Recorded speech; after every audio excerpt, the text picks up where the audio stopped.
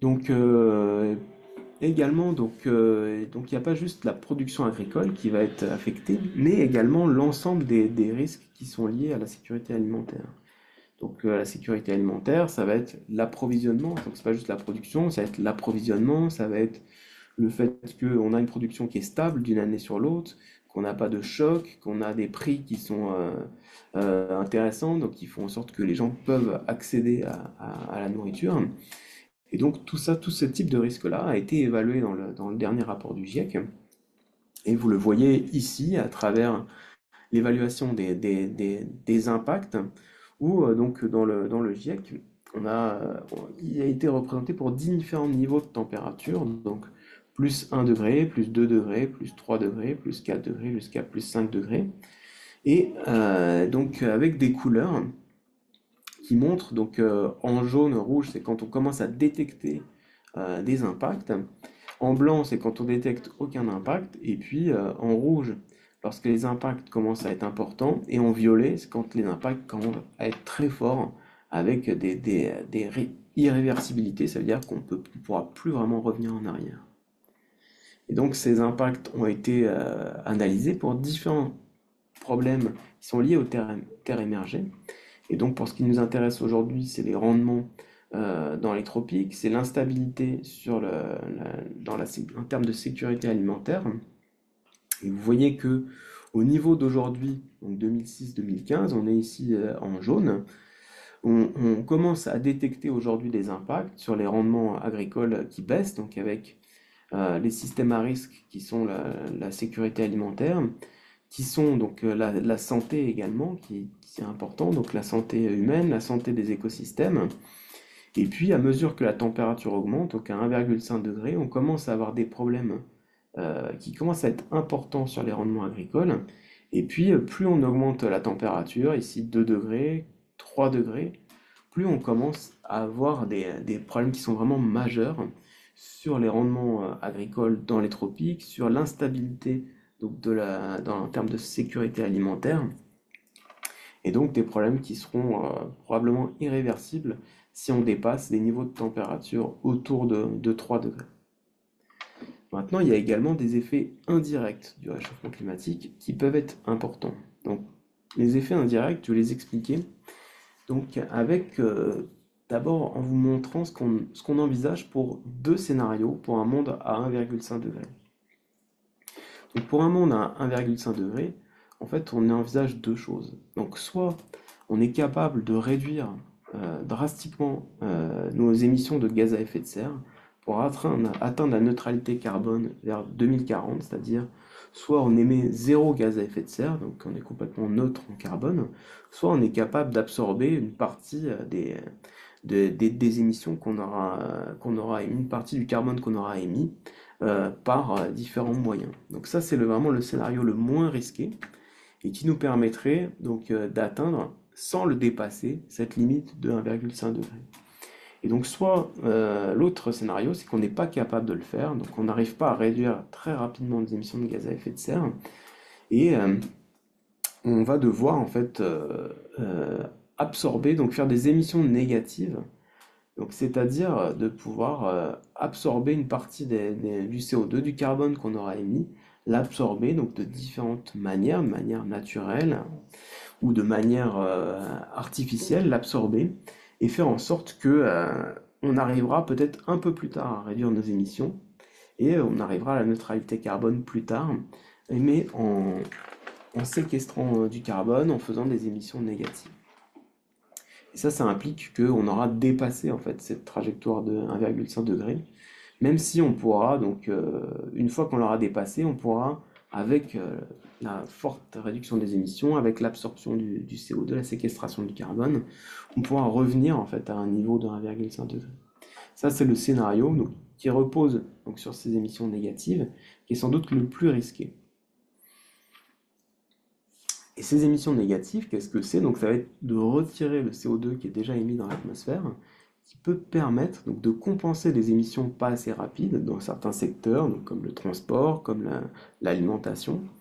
Et donc soit en renforçant les processus naturels d'absorption du carbone, donc les forêts, les sols, les autres puits de carbone, Donc, soit en faisant de l'afforestation, donc en mettant des forêts là où il n'y en a pas, soit ça va être de la reforestation, donc en replantant des arbres là où ça existe déjà. Et donc ça va renforcer les puits naturels de carbone. Soit on peut aussi utiliser des technologies qui vont capturer le CO2 dans l'air ambiant et le stocker dans les couches géologiques, par exemple.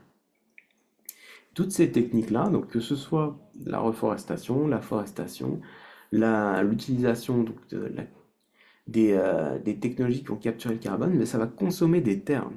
Ça va consommer des terres qui étaient autrefois dédiées à l'agriculture, et donc ça peut avoir un impact sur la sécurité alimentaire.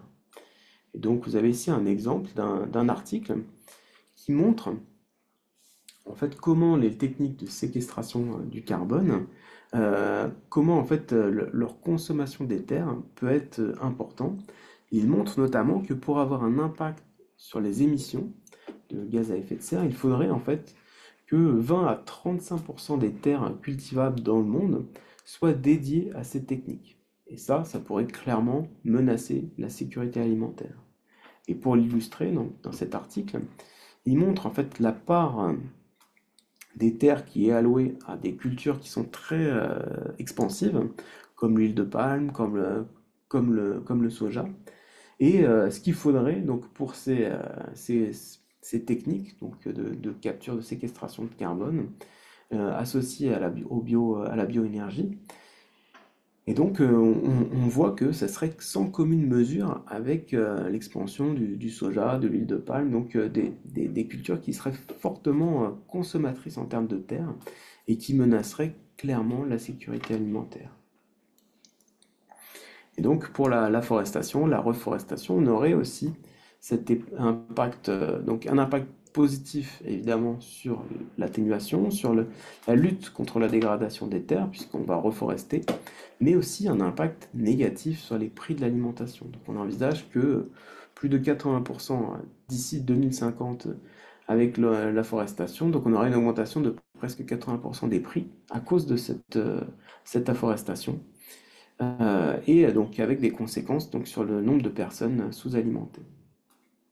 Et éventuellement, on peut aussi imaginer un impact négatif sur la biodiversité, parce que souvent cette forestation, cette reforestation est faite avec une mauvaise gestion, une mauvaise utilisation des espaces, avec des espèces non natives qui sont mal gérées, donc des forêts qui peuvent être aussi menacées par les incendies, par les sécheresses, qui peuvent les dégrader donc, et limiter leur rôle dans l'atténuation.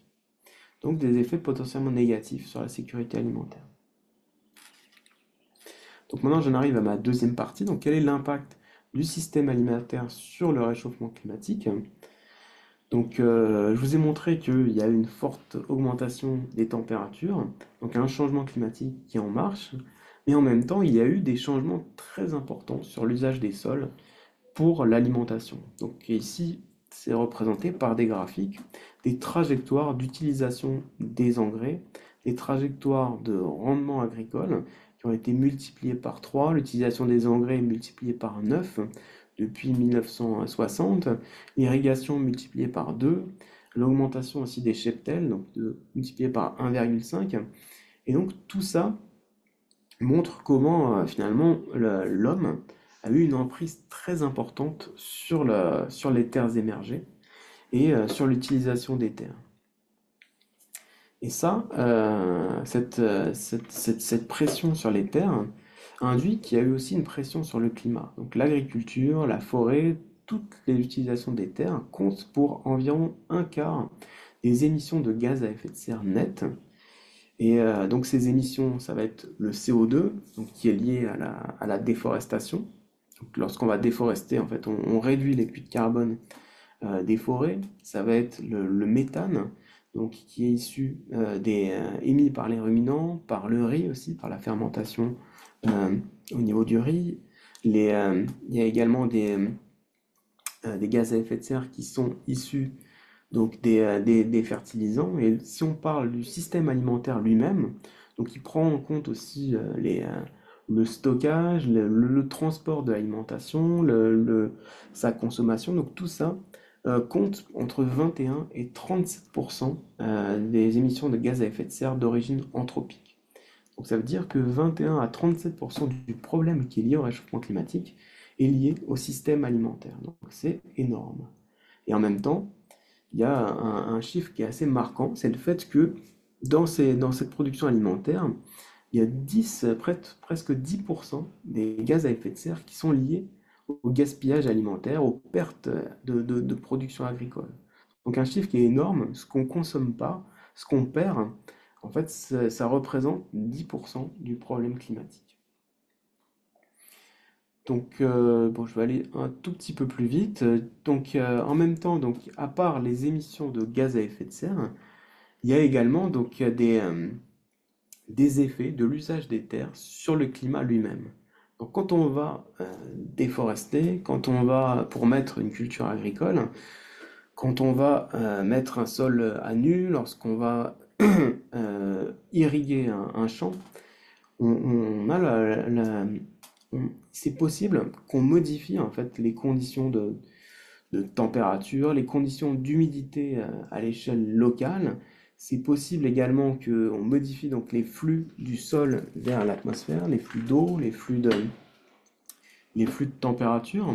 Et tout ça, ça peut avoir une rétroaction sur le climat. Donc, c'est-à-dire qu'on peut modifier le climat lui-même, l'intensité, la fréquence des extrêmes. On peut aussi être plus vulnérable à des extrêmes. Lorsqu'on a un sol nu, on peut aggraver finalement l'effet d'une forte précipitation, avec un ruissellement qui va être plus important. On peut amplifier l'effet d'une sécheresse. Et puis on peut modifier donc toutes les conditions d'humidité. Et pour l'illustrer, vous avez ici des simulations qui montrent l'impact en Inde d'avoir une irrigation massive. Donc en Inde, on a une irrigation qui est très importante. Et ce qui est montré ici dans ce graphique entre 1910 et 2000, c'est l'expansion de l'irrigation, donc en termes de surface en kilomètres cubes qui sont irrigués. Donc on voit que ça augmente de manière linéaire. Et puis on a eu des expériences de modélisation pour regarder comment la température en Inde, comment les précipitations en Inde ont pu être modifiées par cette irrigation massive, donc qui va modifier finalement les conditions d'humidité, les conditions de température dans la région. Donc on a fait des simulations d'un modèle climatique qui prend en compte en, en, en violet. Donc c'est une simulation d'un modèle de climat qui prend en compte cette augmentation de l'irrigation. Et puis en rouge, c'est une simulation qui ne prend pas en compte l'irrigation. Et donc ce que vous voyez, c'est que en rouge, le modèle simule des températures qui sont plus élevées. Donc on a une différence de presque 0,5 degrés à la fin de la série, voire presque 0,5 degrés. Donc une différence qui est assez importante en termes de température, mais également une différence en termes de précipitation. Donc le modèle ici en rouge, sans l'irrigation, montre des précipitations qui auraient dû être plus importantes, mais comme on a modifié les conditions d'évapotranspiration, les conditions d'humidité, on a modifié les précipitations et on les a réduites. Donc maintenant, donc pour aller un tout petit peu plus vite, donc quelles sont les solutions par rapport à ce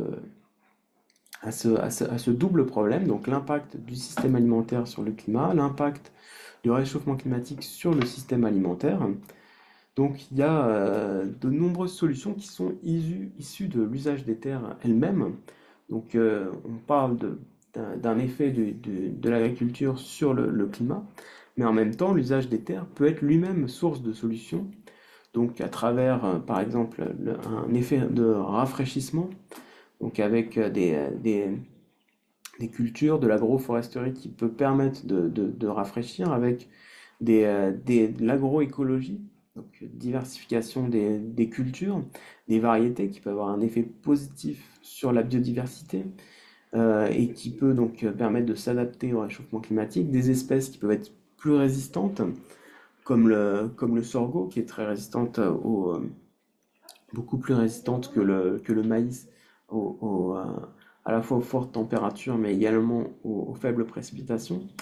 Et puis donc l'utilisation plus économe de l'eau et notamment via l'irrigation. Et dans le dernier rapport du GIEC, ces solutions-là ont été évaluées donc, à travers donc, trois types de solutions, donc usage des terres, optimisation de la chaîne de valeur et gestion du risque. Et ces différentes options, donc il y a eu 28 options qui ont été évaluées, ils ont été évaluées à travers différents prismes. Donc d'abord une dimension qui est l'atténuation, donc comment on peut permettre de réduire les émissions qui sont liées à l'usage des terres, et donc réduire les émissions de gaz à effet de serre. Comment on peut s'adapter au réchauffement climatique, donc limiter les dégâts qui sont liés au réchauffement climatique, ou bien les deux. Et donc ça a été évalué également, donc avec en bleu donc les effets positifs et en rouge les effets négatifs. Et vous avez ici par exemple pour l'agriculture, donc différents types d'options, par exemple l'agroforesterie, vous voyez en bleu, donc des effets positifs sur toutes les dimensions, donc atténuation, adaptation, mais également effets positifs sur la lutte contre la désertification, la dégradation des terres, effets positifs sur la sécurité alimentaire. Donc on voit qu'on a une solution qui est vraiment gagnante à tous les niveaux. Après on voit, si on s'intéresse par exemple à réduire les prairies et les convertir en culture, on voit que ça a un effet positif sur l'atténuation, donc moins d'émissions qui vont être liées au méthane, on voit que c'est un effet positif sur la désertification, sur la dégradation des terres, mais c'est un effet négatif sur la sécurité alimentaire. Donc on voit qu'on peut avoir des effets positifs pour certaines dimensions, des effets négatifs sur d'autres. Et donc toutes ces solutions, donc je vais aller un peu plus vite, toutes ces solutions ont été évaluées, notamment si vous voyez les changements en termes de comportement alimentaire, vous voyez que ça a des effets très positifs sur l'atténuation, ça n'a pas d'effet sur l'adaptation, donc aucun effet sur l'adaptation, mais ça a des effets sur la sécurité alimentaire elle-même. Donc on va pas engendrer des problèmes sur la sécurité alimentaire, sur la dégradation des terres ou sur la désertification. Donc on voit ces différentes options et si on agrège en fait toutes ces options et on essaie d'évaluer le potentiel d'atténuation en termes techniques des cultures, de l'élevage, de l'agroforesterie, c'est évalué entre 2,3 et 9,6 gigatonnes par an à l'horizon 2050. Donc c'est des effets qui sont importants. Sur les changements en termes de comportement alimentaire, c'est un peu moins de 1 gigatonne de CO2 sur 2050. Et donc si on regarde un petit peu en 2019 les grands pays émetteurs, donc ici, c'est les différents pays entre 1960 et 2019, leurs émissions en termes d'équivalent CO2. Et ce que vous voyez, c'est que donc la Chine est le principal émetteur, les États-Unis, mais que le potentiel qu'on évalue ici, donc le potentiel de réduction qui est lié à l'agriculture, c'est autour de presque 10, c'est jusqu'à 10 gigatonnes. Ça correspond finalement aux émissions du pays le plus émetteur de la Chine. Donc on pourrait supprimer carrément un pays le plus émetteur en faisant des efforts techniques, en faisant des efforts sur notre comportement vis-à-vis du système alimentaire. Et donc ce qui a été notamment montré, c'est qu'il y a nos choix en termes de comportement alimentaire peuvent vraiment influer la lutte contre le réchauffement climatique, notamment donc l'atténuation, et avec des co-bénéfices sur la santé humaine, où finalement on pourrait réduire fortement notre consommation, notamment de viande rouge, donc, qui est la plus consommatrice, la plus émettrice en termes de gaz à effet de serre, sans avoir un impact fort sur notre santé, mais par contre en ayant un impact très important sur la réduction des émissions de gaz à effet de serre.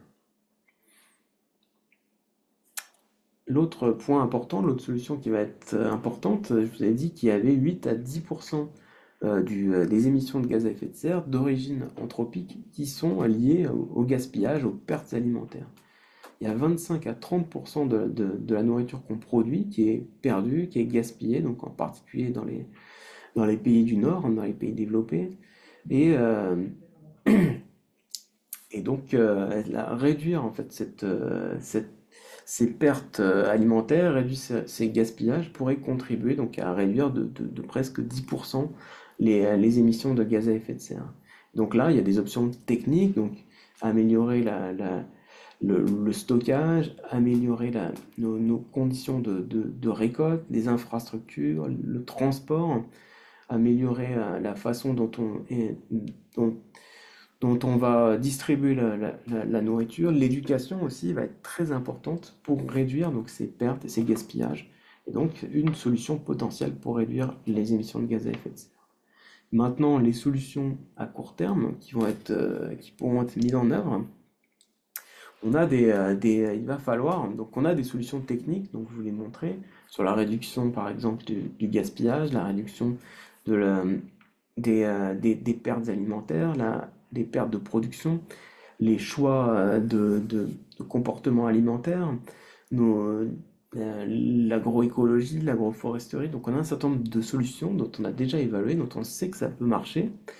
Mais maintenant, il va falloir avoir un certain nombre de politiques publiques, de politiques qui peuvent contribuer à cette transition. Donc pour sécuriser ces options, pour les rendre viables pour les populations, accessibles donc aux différents marchés qui peuvent qui peuvent être abordables par les communautés locales, par différentes communautés de pratiques. Et ça va être extrêmement important donc, pour que ce soit accessible pour tout le monde. Il faudra également donc, que ces choix politiques reconnaissent bien qu'il y a des co-bénéfices. Donc, je vous l'ai dit, notamment des co-bénéfices sur la santé. Donc, si on va réduire notre utilisation de fertilisants, par exemple, on peut réduire fortement donc les émissions de gaz à effet de serre qui sont liées à ces fertilisants, mais également réduire les effets de pollution qui sont dans les champs et qui peuvent engendrer des problèmes importants pour la santé de ceux qui habitent dans ces régions de production, réduire également les problèmes de santé de ceux qui consomment la production agricole. Donc il y a des co-bénéfices qui sont importants, mais en même temps, il peut y avoir des effets pervers, notamment si on réduit les fertilisants, et ben la production agricole va être moindre, la productivité va être moindre, et donc il faudra bien faire attention à ce que ça pose pas des problèmes de sécurité alimentaire. Et donc tous les enjeux, ça va être de comprendre, de reconnaître ces co-bénéfices, ces effets pervers, de prendre en compte aussi différents niveaux de gouvernance, que ce soit donc à l'échelle globale, à l'échelle régionale, donc la CEDEAO, à l'échelle de l'Europe, à l'échelle de différents secteurs. Donc l'agriculture devra parler à l'énergie, l'énergie devra parler au, euh, au tourisme. Il y a un certain nombre de secteurs qui vont être concernés. Il va falloir développer des politiques communes, transsectorielles, et faire attention qu'on ait les différents niveaux d'acteurs, donc de l'échelle du producteur à l'échelle régionale, à l'échelle nationale et jusqu'à les plus grandes échelles. Et donc l'importance vraiment aussi d'avoir des différentes parties prenantes à toutes ces échelles, donc l'échelle locale notamment, pour essayer parce qu'il ne va pas y avoir une solution qui va être adaptée à tous les contextes. On imagine bien que le contexte dans les pays développés, dans les pays en développement sont complètement différents. Et donc, une solution ne marchera pas pour tout le monde. Et donc, il va vraiment falloir aussi impliquer les communautés locales dans la sélection, dans l'évaluation, dans l'implémentation et puis le suivi de ces différentes politiques pour assister à une vraie transition. Donc, enfin, ce qui va être vraiment important, donc, c'est de, de, de- de- d'impliquer aussi les différentes communautés vulnérables, donc dans la construction de ces différentes actions, donc de construire d'augmenter les capacités à l'échelle individuelle, à l'échelle institutionnelle, d'accélérer les transferts de connaissances, donc ici la recherche sur l'agronomie, sur le climat va être très importante, d'améliorer les capacités technologiques, de déployer ce qu'on connaît déjà, parce qu'il y a beaucoup de solutions qu'on connaît mais qui ne sont pas encore déployées, de faciliter des mécanismes financiers, donc financer des assurances, par exemple, en termes de climat, financer la transition à différentes échelles, faire en sorte que la production agricole soit achetée à un prix juste pour le producteur, que ce soit pas trop cher pour le consommateur, mettre en place des systèmes d'alerte précoce, mieux gérer le risque et à essayer d'appliquer à grande échelle des solutions qu'on connaît à l'échelle locale. Tout ça pourrait avoir, donc, si on le fait bien, donc en impliquant les communautés les plus vulnérables, avoir des effets très importants pour réduire les inégalités, pour réduire la pauvreté. Donc voilà, je m'arrive à la fin de mon exposé. J'espère que je vous ai pas perdu, que j'ai pu vous faire comprendre que on a un réchauffement climatique qui est important et que à la fois ce réchauffement climatique, mais aussi les efforts pour maîtriser les émissions de gaz à effet de serre peuvent être une menace pour la sécurité alimentaire et que ce risque va dépendre en fait de notre trajectoire de développement. Donc, si on se met à utiliser massivement les techniques de séquestration de carbone, ou si au contraire on va limiter nos émissions de gaz à effet de serre en changeant nos comportements, en changeant nos pratiques agricoles, on peut avoir un effet qui va être différent sur le risque climatique et sur la sécurité alimentaire. Et l'alimentation, donc via la production, via notre consommation, via l'utilisation des terres, et elle-même rétroagit sur le climat, donc avec les émissions de gaz à effet de serre, en modifiant le climat à l'échelle locale, en modifiant aussi la façon dont on est vulnérable aux événements extrêmes comme les inondations, mais en même temps, elle peut faire partie de la solution. Donc on peut réduire les gaspillages, on peut modifier nos pratiques agricoles et donc faire en sorte qu'on soit à la fois mieux adapté, mais également qu'on puisse réduire le problème climatique. Ensuite, l'autre souci qui va être vraiment important, c'est qu'il va falloir donc qu'il y ait des politiques responsables vis-à-vis de ce réchauffement climatique qui puissent